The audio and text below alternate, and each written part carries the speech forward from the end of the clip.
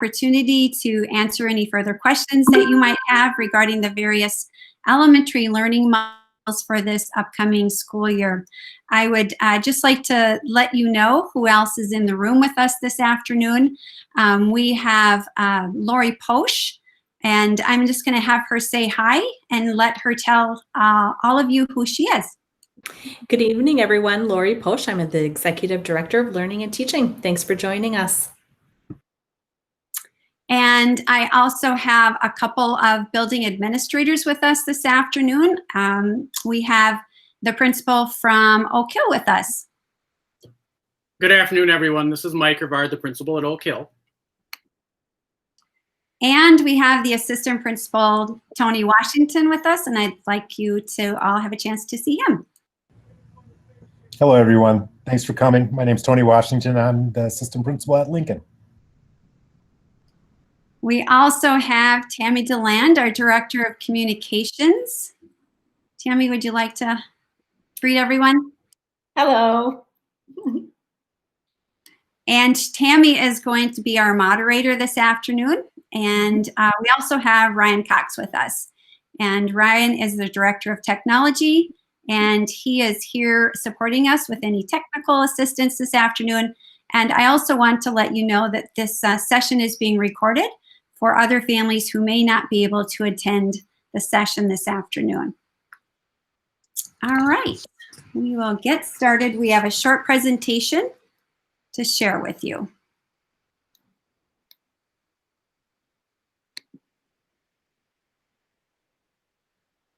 So the first slide is about our school start times. There we go. I wanted to let you know that some of our school start times for our elementary buildings have been adjusted slightly. Not a lot of change in the school start and end times. However, if you're a Westwood family, there has been about a 30-minute adjustment to your start and end time.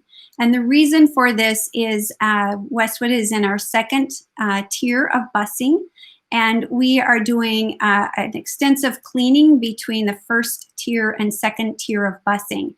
And so we needed to allow time to do that, and hence we needed to make some adjustments in our school start times. I know that you are here this afternoon as families who are interested in hybrid model. And I'm going to start off by sharing some information, and then Lori Posch, our Director of Learning and Teaching, is also going to share some information about the hybrid model. So the hybrid schedule is an A-B, A-B-F. A-B, the students have been split into either an A day or a B day by alphabet. So A students are split by A through K, and B students are split in the alphabet by L through Z. And so if you are a student whose last name is A through K, you will attend school on Monday and Wednesday. And if you are a student whose last name is begins with L through Z, your child will come to school on Tuesday and Thursday. Friday will be an at-home learning day. We have a calendar that will be shared with families that makes it very clear as to which days your students will attend. It will always be Monday and Wednesday if your child attends on A days, and it will always be Tuesday and Thursday if your child attends on B days. But we'll be sharing that calendar with you so you know exactly the dates of those days and can have that information available to you. Also, families will be getting notified by transportation on around August 28th regarding your bus stop and any other pertinent information that you need to know from the transportation department. If there is a need to switch days, we are not at this time honoring requests to switch days unless there is an extenuating circumstance, such as siblings with different last names We understand that families would want their children to attend school on the same days. We also may need to make some changes to equalize classroom capacity. And so in that case, administration would be calling you to possibly ask you to switch, but only if that works for you. Some parents have asked why the AB-ABF day. And with the AB-ABF day, it allows us, should there be any potential exposure, then the benefits are that we have the next day available to us to call families and make any adjustments that are needed in terms of quarantine students. It also gives us the benefit of cleaning spaces every night. So we want to make, we will ensure that we're cleaning every night. And it, again, as I stated earlier, it gives us the ability to have 24 hours to contact, trace, and notify families if we need to. Lori, would you like to talk about the learning expectations for the grade 3 hybrid model? Could I jump in real quickly before you talk about expectations, Lori? There's a request in the chat box asking Marcia to be very clear, if you could state very clearly once again. So A days, or the A cohort, name the days and the alphabet. If you could repeat that very clearly. Mm-hmm. I'd be happy to do that. And then I also want to let you know that information will be coming to you from your school site as well. So the A days are students' last name ends with A through K. And then Marcia, can I take it over for a little bit? You're cutting in and out. Sure. Okay, and then we'll let you get that situated. Right. So our A days are students whose last name ends in A through K, and they will be attending on Mondays and Wednesdays. And our students whose names begin with L through Z will attend on Tuesdays and Thursdays. And we are looking real closely at families who have children who have last names in different parts of the alphabet, and we'll be arranging their schedules to be on the same day. So again, A through K, Monday and Wednesday, L through Z, Tuesday and Thursday. And Lori, those are consistent days. They won't switch, correct? Correct. Thank you. thank you. I think I got my mic problem figured out. Great. So Lori, Okay. do you want to talk about learning expectations? Absolutely. We are excited to have the opportunity to continue in a hybrid model this year as school starts. And we know that no matter where our students are, whether they are in a school building or whether they're at home or whether they are at daycare logging in for their hybrid lessons, that learning can take place wherever they are. And our teachers are really ready and willing to make sure that they facilitate that. So we do have high expectations for learning to continue wherever our students are. All of our students, whether they are at home or in school, will be logging in at the beginning of the day for a morning meeting. And that will keep our classes connected as a classroom. So they will be able to see their classrooms. If they're at home, they'll be able to see their classmates who are in the building. And then they will have activities that the teachers have set up in Seesaw for them to complete. The days that they're in school, our teachers will be setting them up for success for their at-home learning. So there should not be a lot that you as parents need to do, or a lot of questions that our students should have for their teachers on that day at home. But know that if questions do come up, they can ask their teacher on that next day that they're back in school, or you could send an email that the teacher will check when he or she is not instructing the students who are there. So that we call, the morning meeting part would be called synchronous. If you've heard that term synchronous, it means it will be live. We know that that might not work for all families. So we want you to know that if students cannot attend that morning meeting, please let the teacher know, because that is how we will be taking attendance on that day is by the morning meeting. But it's not just logging in for the morning meeting. We do expect that, as I said, that learning continues so that our students are participating in all of those learning activities at home. We don't expect that our students will be sitting in front of the computer for an entire day.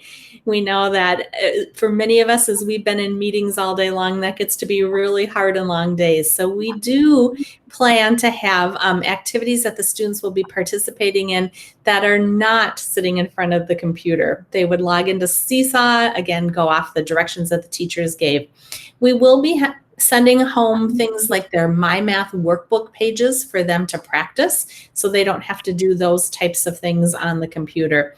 And our teachers will be setting up really good, solid routines for our students of what they can expect for those days when they're at home. I mentioned attendance a little bit. Students will be counted as present when they're in that morning meeting and participating in their activities. And Fridays is a day that's set aside to be a chance for our students to go deeper in their learning. It will be a day that they have some additional art and music and FIED days, some enrichment, some opportunities for them to meet individually with their teacher or in small groups, and then a day for school staff and the teachers to be able to reach out to families and students. So again, there will be activities planned for Friday. They'll start the day with a morning meeting like they do every other day, and then it will be some of those times for the small group and independent.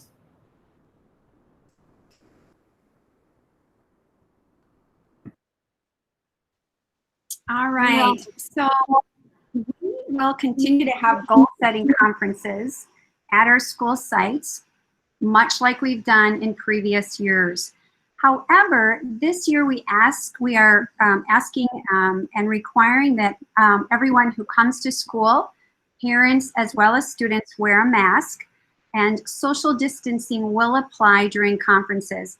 Principals and building administrators have been very busy determining how to make this happen in a way that helps maintain good safety and in light of the circumstances that we're all in, and still allow that opportunity for families to meet their and students to meet their teacher, their classroom teacher, and talk about their child's hopes and dreams for the year, and just take care of any business kinds of things that are needed in order to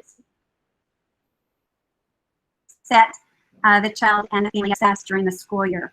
We also ask that families only bring the child or children that will be involved in establishing goals for the upcoming school year. And again, this is for the purpose of really ensuring that we can maintain those 6 feet of social distancing and have space for everyone that's needed to come for conferences.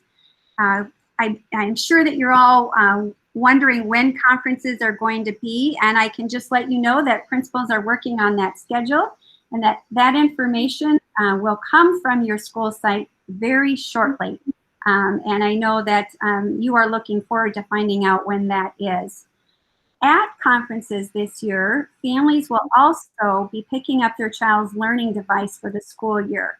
And during that conference, you'll have an opportunity to ensure that your child knows how to log in and navigate Seesaw, which is our learning platform, as well as families that you know how to log in and use the family access portion and can be of support to your child if needed, and so on. So all of that information will be shared at conferences.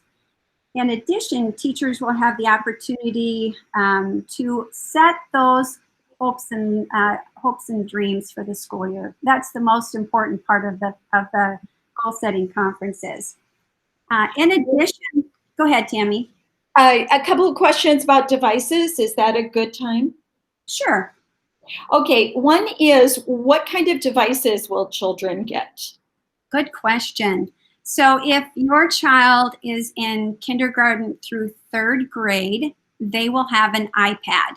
And if your child is in grades 4 through 5, they will have a Chromebook.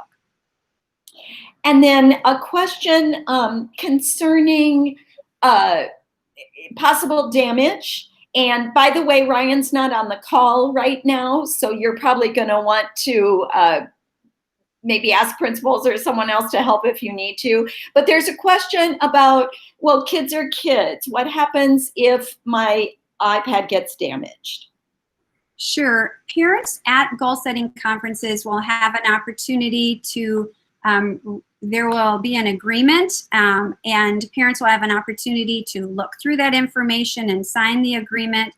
Parents will have an opportunity to purchase insurance. And insurance is very affordable. It's $20. If families need assistance in any way, that fee can be reduced to $10 or even to a minimum of $5 based on a family's need, and that can be expressed at conferences. So insurance is very affordable. You're not required to take insurance, but it does help, and it does cover all of those things that are being brought up in terms of what happens if the device gets broken or if the screen gets cracked or things like that. And we know that things can happen.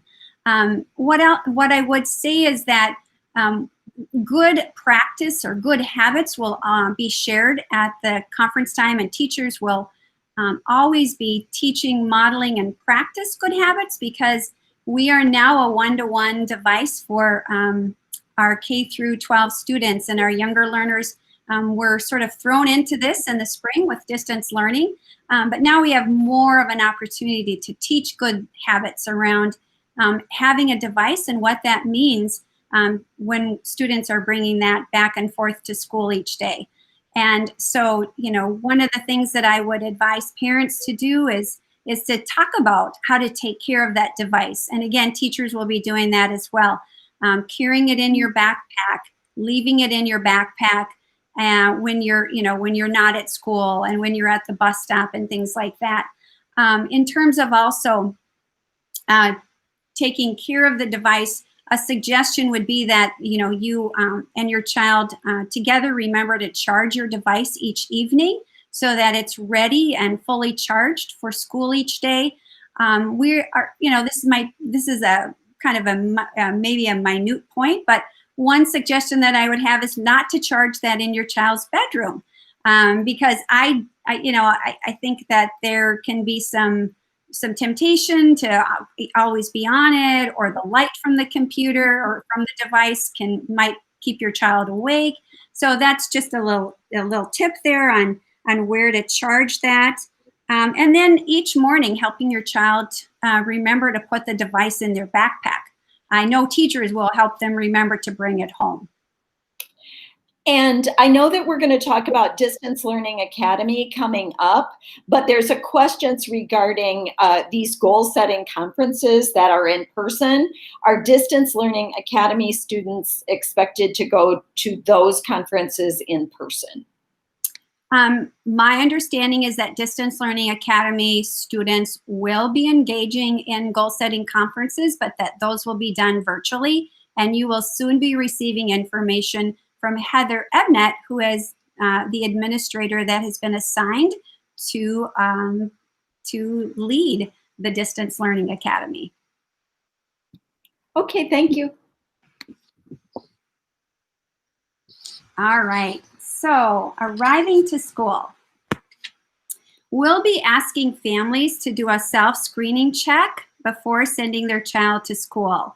And, this is, maybe you've done this at your work site or other places, but it's really, checking in with your child in the morning. Do they have a fever? Do they have a sore throat or a cough or any muscle aches? There will be a list of things to check to see if your child has any of those symptoms. There will be a process that families can engage in on the platform called Skyward. And you'll be receiving some information about that at your goal setting conference, and you'll also have the opportunity to walk through that at your goal setting conference. And again, that's just a way to self-check at home and to screen before your child even comes to school. We're also asking all of our staff in our district to engage in this process as well, because that way it's just one step that we all can take to ensure that we are doing that screening ourselves before coming to school. Students will be expected to wear masks on the bus to and from school and even at the bus stop. And again, this is some information that you'll be getting at conferences, and we are preparing a little video to share with families that will be available on our websites that will help everyone remember what those expectations are. Students will be temperature screened before getting off the bus in the morning, and if a student does have a fever, they will be brought into school and the parent will be called and asked to come pick up their child. Students who walk to school will be screened at the door when they arrive to school, and then students who are dropped off by their parents will be screened before disembarking from their vehicle. And so that way, if the child registers a temperature, they can just stay in their car and go right back home with their parent. Again, as I indicated earlier, all staff will be screened as well when they come to school or to work in the morning, and they'll be doing that self-screening check at home as well. When students arrive to school, they will go directly to their class upon entering the building.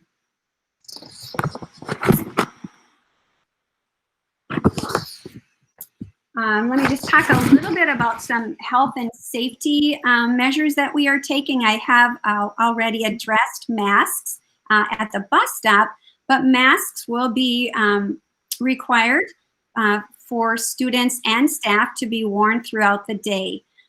Students will have a break from wearing masks at lunch, but we are asking and requiring students to wear masks at recess as well as during physical education. In terms of cleaning routines, we are, our operations department is putting together some cleaning routines that will be done in each of our classrooms at the end of the day. And we're putting together routines for cleaning materials that students will use throughout the day to ensure that when students come to school the next day that our rooms are ready and our buildings are ready and have been cleaned in preparation for students. Again, any materials that are shared by students during the day will be cleaned either between classes or at the end of the day before the next day of school. Marcia, a couple of questions regarding the decision to have masks on at recess or Phi-Ed. Sure, we know that this is not a decision that everyone's going to agree with, but we're confident that this is the best to keep all students safe, and that with that our teachers have the ability to help students learn how to do this, and with lots of teaching and modeling and practicing, that students will just get used to it and it will become a regular part of their routine.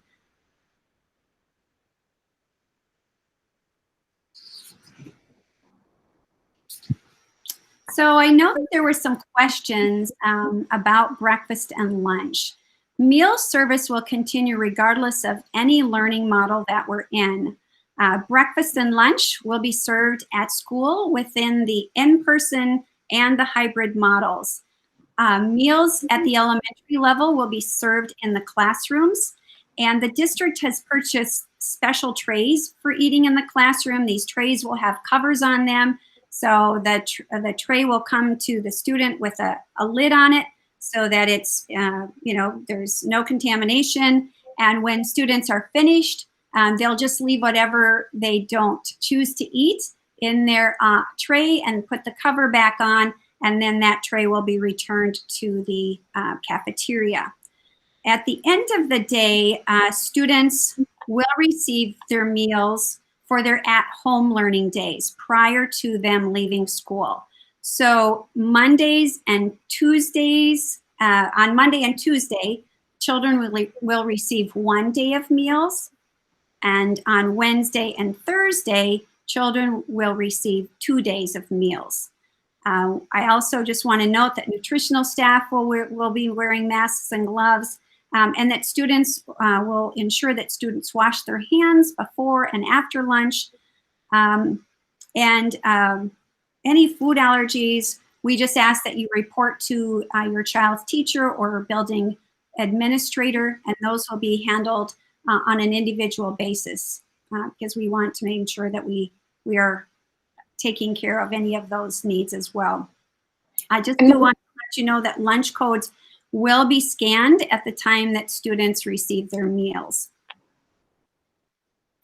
Marcia, can students, and I'm sorry if I missed this, can students still bring their lunch from home? Yes, students can still bring a lunch from home. And I know that there was a question about kindergarten and breakfast. So breakfast in particular, breakfast is free for all kindergarten students. And then in terms of other breakfast or lunch, it is free or at a reduced rate for those families who qualify.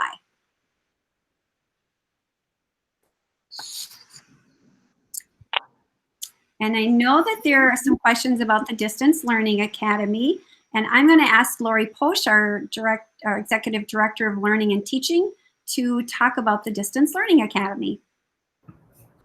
Thanks, Marcia. We are really excited to be able to offer families the option of a Distance Learning Academy. As you know, the governor asked districts to do this as part of his executive order, but we really don't feel like this is something we have to do. We feel like this is something that we are able to do, and we're very excited about that. We have about 1,600 students who have registered to be part of the Distance Learning Academy. And one of the things that we're really proud of is that our Distance Learning Academy will be taught by our teachers. So we have teachers who are assigned to the Distance Learning Academy. Marcia mentioned that Heather Ebnett has been assigned as our administrator, and Heather is going through all of the schedules and class lists and everything and is planning communications out to the families who have registered for Distance Learning Academy. The daily schedule will be set up.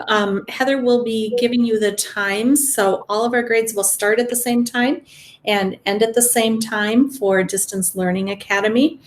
Our students will still be part of their home school. So if I see Principal Rivard on, if I am an Oak Hill student, usually I will stay an Oak Hill student, but I will also be a Distance Learning Academy student. So I really have two schools that I'm part of for this year. Instruction will take place again with Seesaw as the platform, and our teachers will be guiding students. They'll do some synchronous where they will have students log on at the same time, and then there will be times where our students are doing things on their own or asynchronously. Again, we don't expect students to be on the computer, on their iPad, or on their Chromebook all day long. So our teachers will be receiving some additional training on how to keep students engaged, how to have those active learning activities. Attendance will be taken by the students logging in each day and participating. And if your student will be out for the day, we will ask that you notify the teacher of the school, and again, Heather will have all of that information for you. Device pickup right now is scheduled, and I was going to give a date, but I don't know if that's changed, so I'm not going to give the actual date unless somebody knows it for sure. But there will be a device pickup scheduled at each of your home buildings for the students to come and pick up their devices. And again, that information will come out to you. Tammy, something to add? It's on the website. It's also posted on the website. Perfect. Perfect. At that time, students will also receive things like their My Math workbook, their Wonders reading book, so that they have those things at home for their learning as well. Marcia mentioned conferences earlier in the question that came up. So our students will also be getting information about goal setting conferences, so you'll have a chance to meet your child's teacher. And meals will also have information coming out about how you can pick up meals for your children if you need on those days. So I do have some Distance Learning Academy questions, Lori. One of them is about immersion programming. Can you talk about that? Is that going on in Distance Learning Academy? It is. We have several immersion students who have registered for Distance Learning Academy. And we actually, for our immersion families, I know that you all know Sue Lynn Hasbrook really well. And Sue and I and Heather were just talking again today about some of the schedules for the immersion students, but we are happy to be able to offer this as an option for our immersion families. And then hand in hand, and I know that you can probably answer this as well, what does immersion programming look like in our hybrid model? In our hybrid model, it's very similar to how it is now. Again, with the registrations just having been completed, we're looking at all of the numbers and getting those schedules down. But in our hybrid model, our 3rd, 4th, and 5th graders will still come to school on the A day or the B days. And receive instruction from one of our immersion teachers on those days. So also split by alphabet. Correct.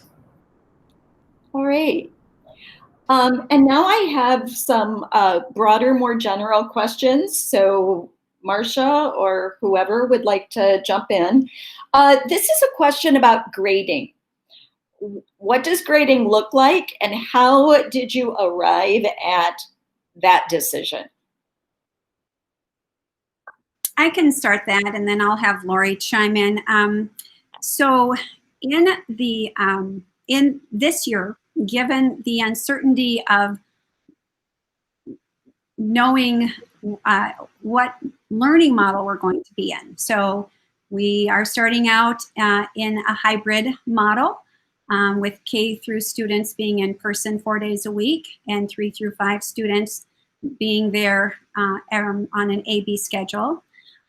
Knowing that the data could change and we could find ourselves in a distance learning model, we decided that we would continue with the model that we used last spring in the distance learning platform. And that was that students would either receive an M for meeting a standard and a D for does not meet the standard, and an NA if the standard wasn't assessed during that period.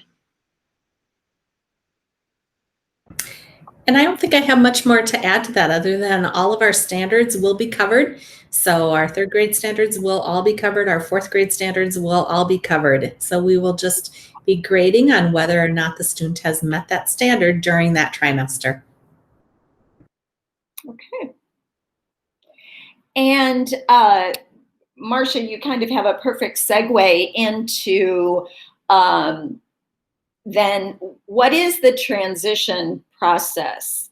We start in hybrid. What is the process if the numbers go up? And someone in the chat box noted they are going up.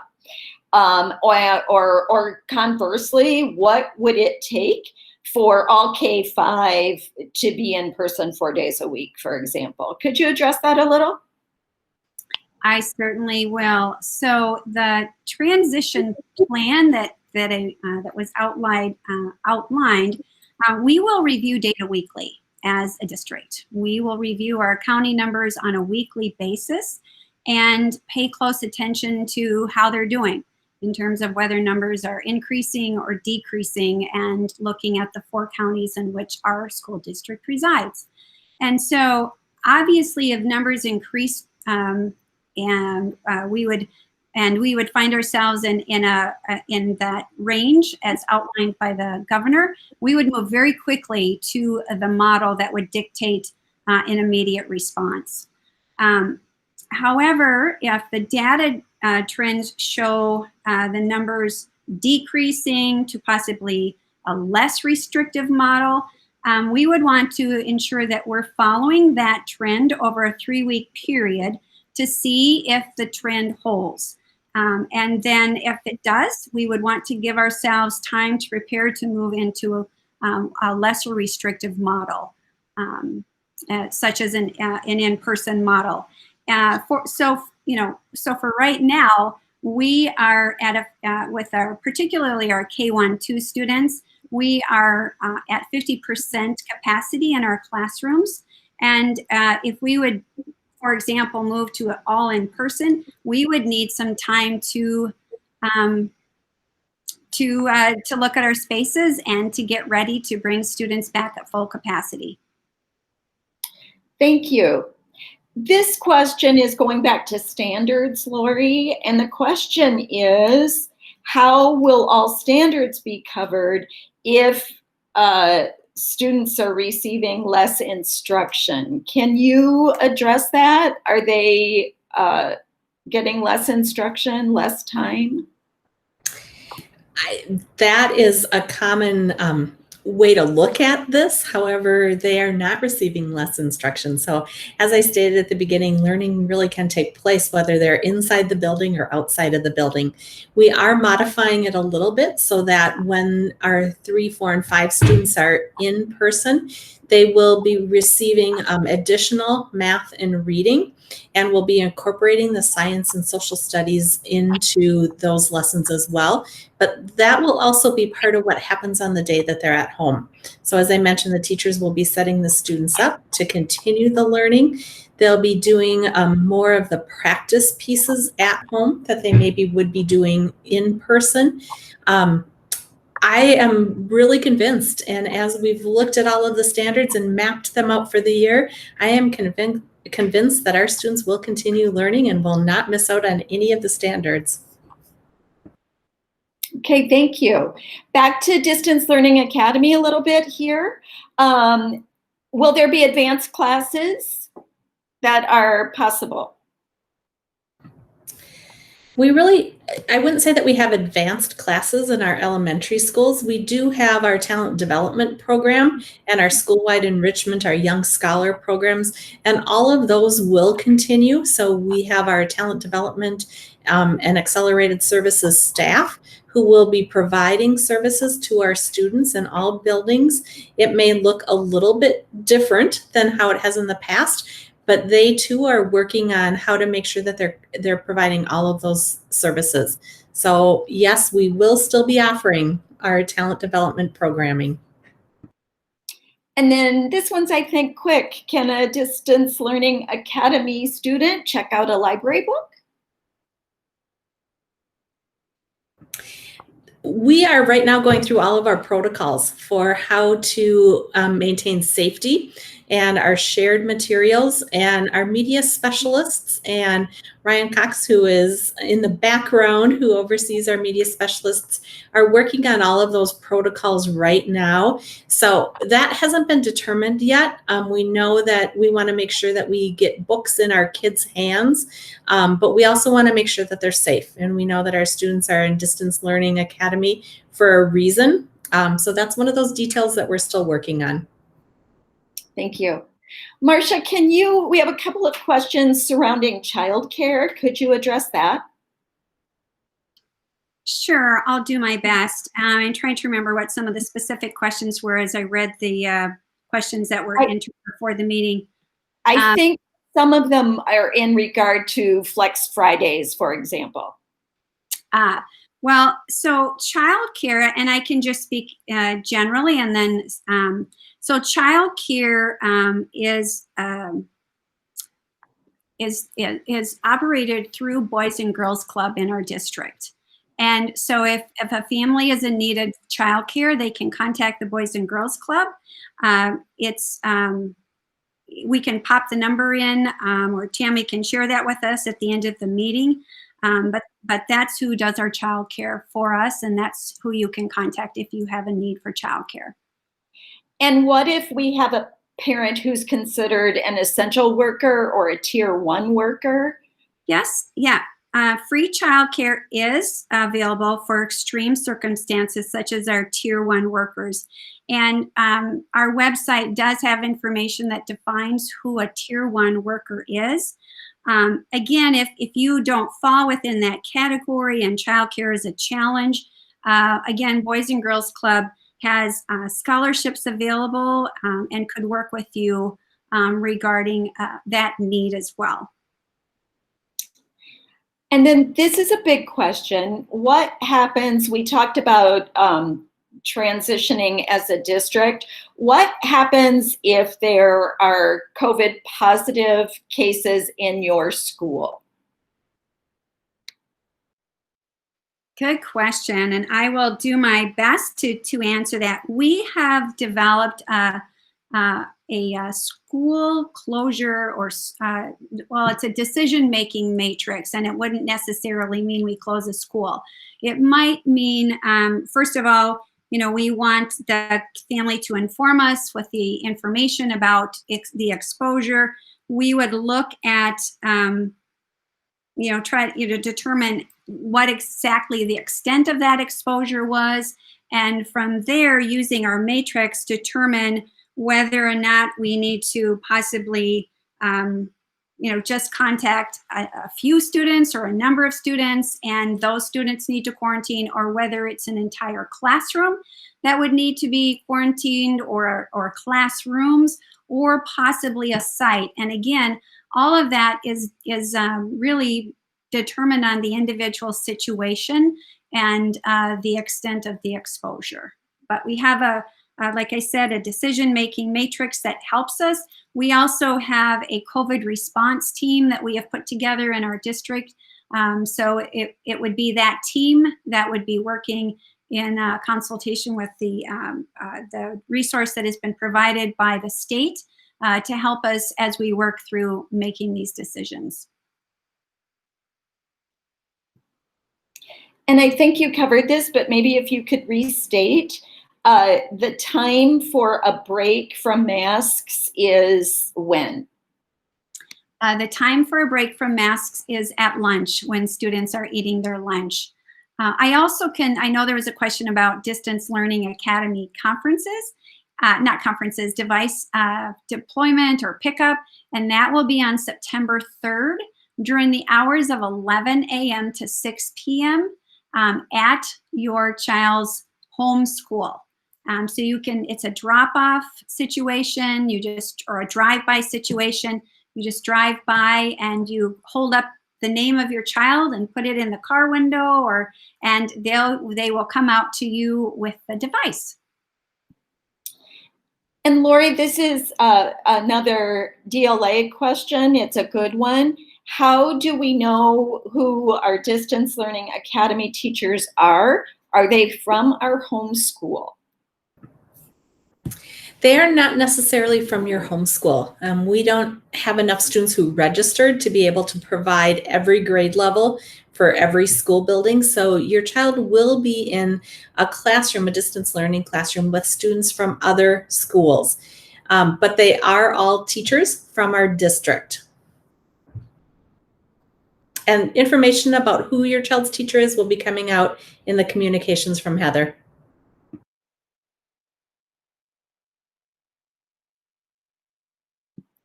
And this one, I'm not sure who can answer it. Maybe Principal Rivard can. And it's a question about getting scanned at mealtime. Will your child be scanned to get their ID number? I can try and answer that one.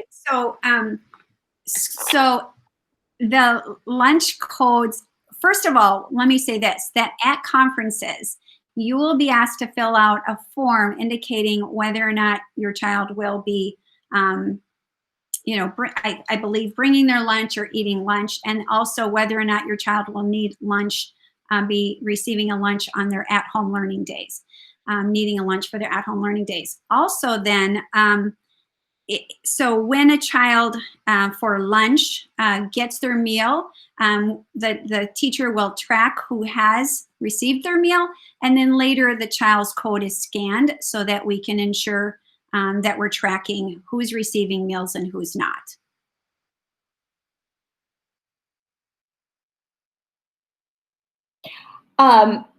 I am going to go ahead and share, because you asked me to, the Boys and Girls Club contact number. I know people can't see it, but I can share it aloud. It's 257, and that's area code 320-257-5134. So that's Boys and Girls Club. And let's see. Oh, yes. A question going back to how we transition. Marcia, you talked about we'll be using the local health data as directed by the governor, using the matrix that's in the Safe Learning Plan. But a couple of questions. Will parents be surveyed again about learning models and what they're comfortable with? And if so, how often? So our plan right now is to survey families at trimester break. That doesn't mean that it couldn't happen sooner, but that's our plan at this time. And could someone talk again or clarify about logging in on days when you're not in person, when you're at home learning? When is that? How does attendance count, and so forth? Lori, do you want to take that one and then I can add to it? I was actually just answering a text from a parent, so Okay. I didn't hear it. So if you can start. I will absolutely do. It's about attendance and logging in. So on at-home learning days, one of the things that we're asking teachers to do is morning meeting with all of their students. So if I'm a student and I'm at home, and my teacher will have given me this information as well. So I should know what time I'm expected to log in so that I can participate in morning meetings synchronously, or at the time that the teacher is doing morning meeting with the students in the class. If I'm not able to log in at that time, then that will be recorded, and the family and the student can log in another time and view what happened during morning meetings, so that they still have an opportunity to participate that way. So that will be a way to track attendance, because the teacher will be able to see who's participated in morning meeting. The other way, and the other expectation, is in addition to morning meeting, we expect that students will log in and view the assignments or the activities that have been posted by their teacher, and complete those assignments. And that is the way that they will receive be tracked for attendance and marked as being present. The other thing too, as you recall, Lori mentioned that the teachers will be setting up the students for at-home learning at the end of every day. We really want to establish that pattern for prepping kids for their at-home day. And so some of those activities may be paper pencil activities, or in their My Math workbook. And then students would take a picture of that, or however the teacher would want to track that they've completed the work, and then put that into the Seesaw platform. We're really not wanting a lot of paper pencil stuff to come back and forth between home and school, but teachers will have a way to monitor students' progress and to provide feedback. And this is a question, another good question. It's about definitions, but then how does it work for multi-language learners? So the first part of the question is a multi-language learner considered immersion? And the second question, the follow-up, is how are multi-language learners operating in this hybrid model? So I can take that, and it's kind of two parts. We do have Kelly Frankenfield is our Director of Multilingual Education and Programs, and our immersion programs do fall under that umbrella, because our immersion students are also learning another language, but our English learners also fall under that multilingual umbrella. So when we talk about, and I'm thinking the question maybe is coming earlier, there was some information about some of our multilingual learners receiving, being able to come to school on 4 days a week in grades 3, 4, and 5. And that would be our new English learners, who would be the ones who are coming in. Kelly and her team have been going through all of the students to identify which of those students would most benefit from that additional instruction and time in school, as well as Carol Potter and our special ed team to identify those students who need that additional time. For students who are receiving the additional days, our English learners, parents will all be contacted by a phone call to let them know about that option. Okay. Oops, no, there I am, sorry. And one last question, we need to wrap up on time here. This question goes back to lunch. And it's a question about, can lunches be discussed at goal setting conferences for little ones? Do they get selections? Can they pick and choose? Can you address that at all, Marcia? You know, that's a very good question. I am not I know that they typically have choices. If they were going through the lunch line, they may have the option to choose, you know, a banana or an apple. I just as an example. But you know, we have not discussed that, and I'm not sure how children will have the ability to make some choices. It's a good question, and one that I will ask of our nutritional staff. And so the question is tying it to goal conferences. Could that be part of the conversation at goal conferences that's talked about how we get lunch with the child? I will see if we can have the information ready to share with families by goal setting conferences, or it's just maybe simply information that's shared with families. And we don't necessarily have to take the time to do that at goal setting conferences, but it's a really good question, and one that I will definitely research and ensure that we share with families. I know that children like choices. So if you want to sum up, we do have one more town hall to jump on. Okay. Well, I am so grateful that you have chosen to spend some time with us this afternoon. I know that the learning of your child is really important to you, and it's important to us as well. We appreciate you in this journey together, and know that you know, it takes all of us, and that we as educators know that we couldn't educate your child without you. So thank you for that partnership, and thank you again for spending time with us. And I want to thank Mr. Rivard and Mr. Washington and Lori Posch and Mr. Cox and Miss DeLand, our wonderful moderator, for being with us this afternoon as well. Have a great evening, everyone. Thank you again for joining us. Bye-bye.